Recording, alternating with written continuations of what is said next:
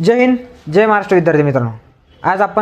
आज मानवी शरीरातील अस्थिसंस्थेबद्दल थोडक्यात चर्चा करूया बघा.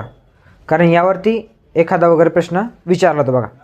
आपण जर बघितलं मानवी शरीरातील अस्थिसंस्थेच्या अभ्यासाला काय म्हणतात तर ऑस्टिओलॉजी म्हणतात बघा. त्यावरून तो आपल्याला एक पॉईंट लक्षात दे बघा. मानवी शरीरात प्रौढ माणसाच्या शरीरात जर बघितलं आपण तर टोटल 206 हाडे असतात बघा. आणि एका नवजात बालकाच्या शरीरात जर बघितलं आपण तर 305 हाडे असतात बघा. हे आपल्याला पॉईंट ठेवून लक्षात ठेवणं गरजेचं आहे बघा. आणि जर बघितलं आपण मानवी शरीरातील सर्वात मोठे हाड कोणते असते हा प्रश्न विचारलेला आहे.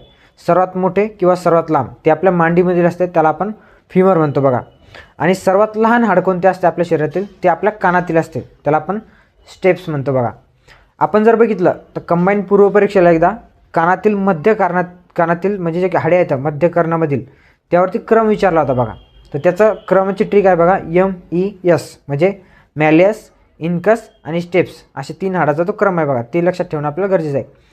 आणि आपण मानवी शरीरातील सर्वात मजबूत हाड जर बघितला तर ते आपल्या खालच्या जबड्यामधील असतं बघा, ज्याला आपण मॅन्डिबल म्हणतो. हा देखील महत्त्वाचा पॉईंट लक्षात ठेवा बघा. आणि आपण एक जर अस्थिसंस्थेचा महत्त्वाचा पॉईंट बघितला तर मानवी शरीराचं टोटल जे वजन असतं आपल्या त्या वजनाच्या 18% वजन हे अस्थिसंस्थेचं असतं बघा. ते देखील आपल्याला पॉईंट लक्षात ठेवणं गरजेचं आहे. त्यामुळे हिच्यावर आपल्याला कधीही क्वेश्चन विचारला असतो, सरळ सेवा असो कंबाईन असो, त्यामुळे हे पॉईंट लक्षात ठेवा बघा. थँक्यू.